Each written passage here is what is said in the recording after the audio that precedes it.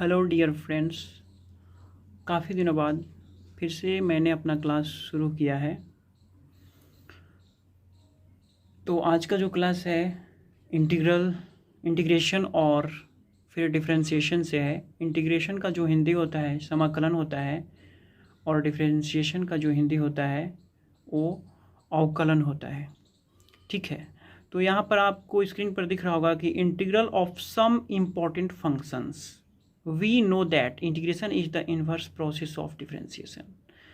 ये जो है इसका मतलब है कि जो इंटीग्रेशन जो है वो डिफरेंशिएशन का रिवर्स प्रोसेस है। अगर हिंदी में बात करें तो जो समाकलन है वो अवकलन का जो है इन्वर्स होता है। ओके, तो नंबर 1 में हम आते हैं। नंबर 1 में डी बाई डी एक्स और ब्रैकेट में है X to the power n plus one by n plus one is equal to X to the power n। तो ये जो x to the power n निकला ये क्या है?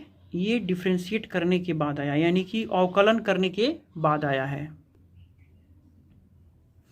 और इसी चीज़ को, ये जो डिफ्रेंशिएट करने के बाद यहाँ पे आया, इसी चीज़ को हम एक x टू द पावर जो n आया, इस चीज़ को अगर इंटीग्रेट करते हैं तो इंटीग्रेट करने के बाद ये चीज़ आ जा रहा है।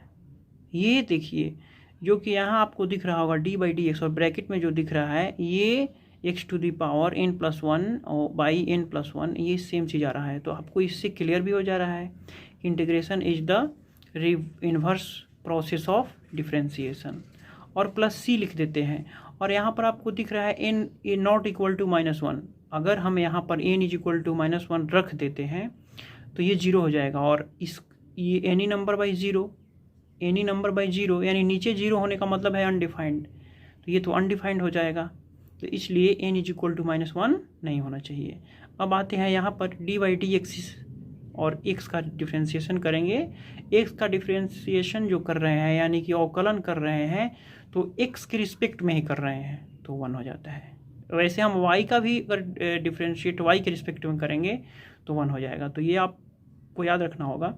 और वहीं वन का यहाँ पर हम डिफ्रेंशिएट करते हैं, इंटीग्रेट करते हैं तो ये x हो जाता है। और जब हम इंटीग्रेट करते हैं कोई चीज़ का तो इंटीग्रेट करने के बाद प्लस सी लिख देते हैं। ओके, तो नंबर 3 में आते हैं। तो D by D x log x है। तो लॉग एक्स का जब डिफ्रेंशिएट करते हैं लॉग एक्स को तो 1 बाई एक्स आता है। और वहीं 1 बाई एक्स का जब इंटीग्रेट करते हैं यानी कि समाकलन करते हैं तो लॉग एक्स प्लस सी आता है। तो इस तरह से इसको हम याद रखेंगे। और ऐसे ही ट्रिगोनोमेट्रिक फंक्शन का भी जो डिफरेंशिएशन होता है या मतलब अवकलन हो गया, समाकलन होगा, वो हम नीचे बताते हैं। अब नंबर 4 में देखिए, 3 तक तो हो चुका था। यहाँ पे हमने अभी बात किया भी है कि जो ट्रिगोनोमेट्रिक फंक्शंस होंगे उनके अगर डिफरेंशिएट करते हैं या फिर समाकलन करते हैं तो समाकलन करने के बाद पहले यहाँ अवकलन करेंगे। तो साइन एक्स है, साइन एक्स का अगर हम अवकलन करते हैं तो कॉस एक्स आता है, यानी अवकलन बोले तो डिफरेंशिएट।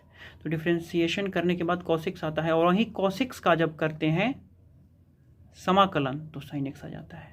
तो अगर आप ये याद करते हो तो ये भी याद हो जाने वाला है। तो यही चीज़ आपको ध्यान देना है यहाँ।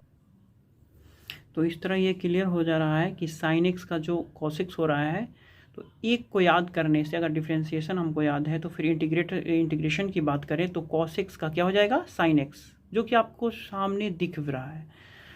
तो अब यही याद करने का सबसे अच्छा तरीका है। अब देखिए D by D x cos x, तो इसका क्या हो जाएगा? Minus sine x. तो माइनस का मैंने ऐसे ही रख दिया, ठीक है। और साइन एक्स का करा तो साइन एक्स का करने के बाद माइनस कॉस एक्स प्लस सी हो गया। ये इस तरह से हो रहा है। और फिर यहाँ पे टेन एक्स का आते हैं। टेन एक्स का डिफ्रेंशिएशन यानी कि अवकलन करते हैं तो सीक स्क्वायर एक्स होता है। और वहीं सीक स्क्वायर एक्स का जब इंटीग्रेशन करते हैं यानी समाकलन करते हैं तो टेन एक्स प्लस सी। अब नंबर आते हैं 7 में, D by D X cot X, यानी कॉट एक्स का इंटीग्रेट करेंगे तो माइनस कॉसिक स्क्वायर एक्स आएगा। तो ये आपको याद रखना पड़ेगा और इससे आपका ये याद हो जाएगा। तो कॉट एक्स का integration minus cosec square x, integration नहीं सॉरी डिफ्रेंशिएशन। तो वहीं अब इसका इंटीग्रेशन करेंगे हम, जब समाकलन करेंगे कॉसिक स्क्वायर एक्स का dx का, तो ये हो जाएगा आपका cot x प्लस सी। अब अगला नेक्स्ट करते हैं। अब यहाँ पर आइए नंबर 8 में, कॉट का तो हो चुका है। अब D by D X sec X है, तो सेक एक्स का जो होगा sec X into tan X हो गया, ये डिफ्रेंसिएशन हो रहा है यहाँ पे।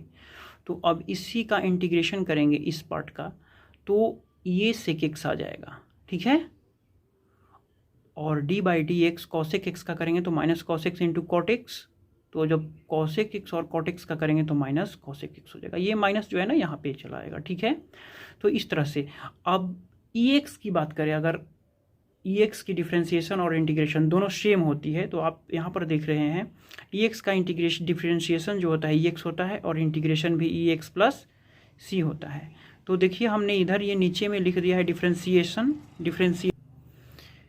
अवकलन, तो इसलिए ये क्लियर कर दिया है यहाँ पे कि डिफ्रेंसिएशन इस तरफ हो गया आपका और इंटीग्रेशन इस तरफ हो गया है, ठीक है। और डिफ्रेंसिएशन को अवकलन कहते हैं और इंटीग्रेशन को समाकलन कहते हैं। तो ये इतने फार्मूले हुए, अभी फार्मूले और भी हैं, लेकिन आज अभी जो है बस इतना ही रखते हैं, और आगे के जो फार्मूले हैं उनको भी मैं लेकर आऊँगा। तो आज के लिए बस इतना ही। Thank you.